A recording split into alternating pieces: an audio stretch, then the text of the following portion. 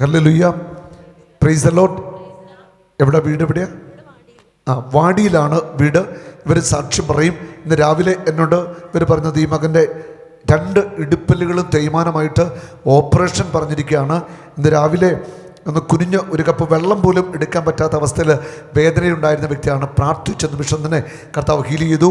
അതുപോലെ ഈ കുഞ്ഞിനെയും കർത്താവ് കൊടുത്ത സാക്ഷ്യം നമുക്ക് കേൾക്കാം. എൻ്റെ പേര് ഷീബ, ഞാനിവിടെ വാടിയിലുള്ളതാണ്. ഇതെൻ്റെ ഭർത്താവ് പ്രവീൺ ഫ്രാൻസിസ് എന്നാണ്. എൻ്റെ ഭർത്താവിന് ഗൾഫിലായിരുന്നു ജോലി. അപ്പോൾ പെട്ടെന്ന് തന്നെ ഒരു അസുഖം കാരണം വെയിറ്റ് പൊക്കാൻ വയ്യ, നടുവേദനയായിട്ട് വന്നതാണ്. അങ്ങനെ വന്ന് ഞങ്ങൾ ഹോസ്പിറ്റലിൽ കൊണ്ടുപോയപ്പോൾ ഡോക്ടർ പറഞ്ഞു സർജറി വേണം, സർജറി ചെയ്തില്ലെങ്കിൽ ആളുടെ കാല് പൂർണ്ണമായും തളർന്നു പോകുമെന്ന് പറഞ്ഞു.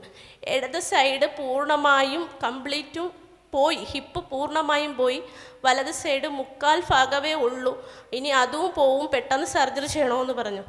അപ്പോൾ പൈസയുടെ ബുദ്ധിമുട്ടുണ്ടായിരുന്നു. ഞങ്ങൾ അതിനു വേണ്ടി ഇങ്ങനെ പ്രാർത്ഥിച്ച് പൈസ കിട്ടണമെന്നൊക്കെ നിന്നപ്പം പൈസ ദൈവം ഒരുക്കി തന്നു. അപ്പോഴത്തേക്കും ഞാനിങ്ങനെ ഓപ്പറേഷൻ ചെയ്യുന്ന രീതിയിൽ നിന്നപ്പം എൻ്റെ അച്ഛൻ്റെ പെങ്ങളാണ് പറഞ്ഞത്, സാബു ബ്രദറിൻ്റെ ഒരു ധ്യാനം നിങ്ങൾ കൂടിയ ഈശോ സൗഖ്യം തരുമെന്ന് പറഞ്ഞു. അപ്പം ഞങ്ങൾ ആദ്യമേ കോട്ടയത്ത് ധ്യാനത്തിന് പോകാമെന്ന് വിചാരിച്ചപ്പോൾ ഞങ്ങൾക്ക് പറ്റിയില്ലായിരുന്നു.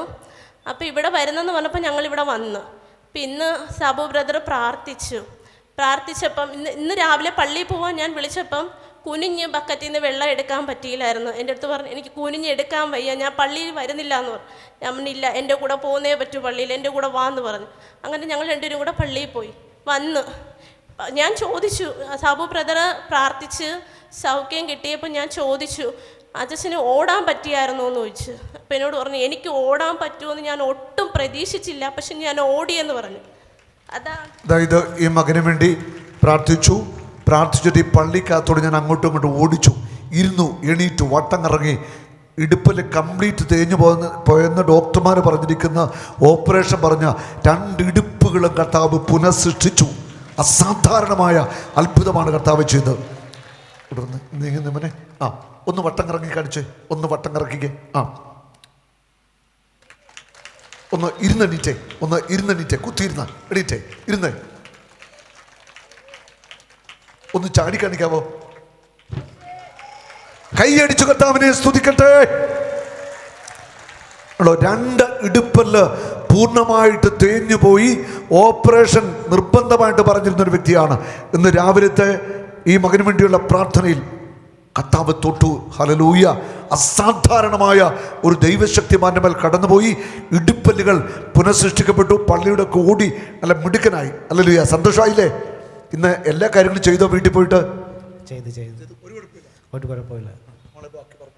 2018 ഞങ്ങളുടെ കല്യാണം നടന്നത്. ഫെബ്രുവരി മാസമായിരുന്നു.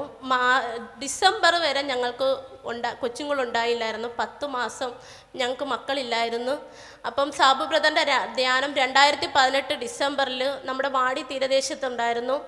അങ്ങനെ ഞങ്ങളിങ്ങനെ ശക്തമായി പ്രാർത്ഥിച്ചു. അപ്പോൾ ബ്രദർ എനിക്കടുത്തൊരു വചനം പറഞ്ഞു തന്നായിരുന്നു, കർത്താവിൻ്റെ ദാനമാണ് മക്കൾ, ഉദരഫലം ഒരു സമ്മാനമെന്ന്. ഞാൻ 1 മാസം അത് ഏറ്റു പറഞ്ഞു.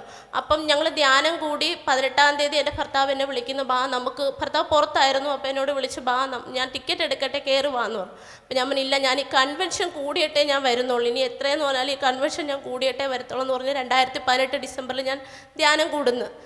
അന്നേരം സാബു ബ്രദർ എന്നെ പ്രാർത്ഥിക്കുകയൊന്നും ചെയ്തില്ല. എൻ്റെ തലയിൽ ഒരു തട്ടിയിട്ട് പറഞ്ഞു, നീ പോ, നിനക്കൊരു കുഞ്ഞ് അടുത്ത വർഷം ജനിക്കൂന്ന് പറഞ്ഞു. ഞാനിവിടെ നിന്ന് ഡിസംബർ 18-ാം തീയതി ധ്യാനം കൂടിക്കഴിഞ്ഞ് രാത്രി ഫ്ലൈറ്റ് കയറി പോകുന്നു. 2019 ജാനുവരി അതേ 18-ാം തീയതി ഞാൻ അറിയുന്നു ഞാൻ പ്രഗ്നൻ്റ് ആയെന്നു. അതെനിക്ക് മറക്കാൻ പറ്റില്ല. കാരണം ആ വചനം ഞാൻ കർത്താവിൻ്റെ ദാനമാണ് മക്കൾ, ഉദരഫലം ഒരു സമ്മാനവും, അത് ഞാൻ നിരന്തരം 1 മാസം ഞാൻ പ്രാർത്ഥിച്ചതിൻ്റെ ഫലമായിട്ട് ബ്രദർ പറഞ്ഞതിൽ എനിക്ക് വിശ്വാസം ഉണ്ടായിരുന്നു. കാരണം ബ്രദർ പറഞ്ഞു, നീ പോ, ഒരു കൊച്ചു നിനക്ക് ജനിക്കും. അതിലെനിക്ക് പൂർണ്ണ വിശ്വാസത്തോടെ ഞാൻ പോയി. കർത്താവ് എനിക്ക് ആ 1 മാസം തികച്ചതിന് മുമ്പ് തന്നെ ഞാൻ വിശേഷമാണെന്ന് അറിഞ്ഞത്. ദൈവത്തിന് 1000 നന്ദി, മഹത്വം എന്നും ദൈവത്തിന് മാത്രം. കുഞ്ഞിൻ്റെ പേര് നൈനിക. മിടുക്കിയൊരു കുഞ്ഞിനെ കർത്താവ് നൽകി. ഇപ്പോൾ പറഞ്ഞു കേട്ടോ, തലയിലൊന്ന് തട്ടിയിട്ട് പറഞ്ഞു അടുത്ത വർഷം ഈ സമയത്തൊരു കുഞ്ഞുണ്ടായിരിക്കുന്നു. അതുപോലെ തന്നെ ഇതേ കുഞ്ഞിനെ കർത്താവ് കൊടുത്തു അല്ലേ? Praise the Lord. ഇനിയും കുഞ്ഞുങ്ങളെ വേണ്ടേ? ഒരാളുണ്ട്, 2 മതിയോ?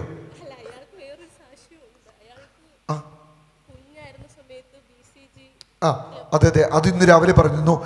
രണ്ടാമത്തെ കുഞ്ഞ് ജനിച്ചു. ആ സമയത്ത് ആ കുഞ്ഞിൻ്റെ ഇവിടെ കക്ഷത്തിൽ ഇവിടെ ഒരു മുഴയുണ്ടായിരുന്നു. അത്ഭുതമായിട്ട് ഇവർ കണ്ണുനീരോടെ പ്രാർത്ഥിച്ചു.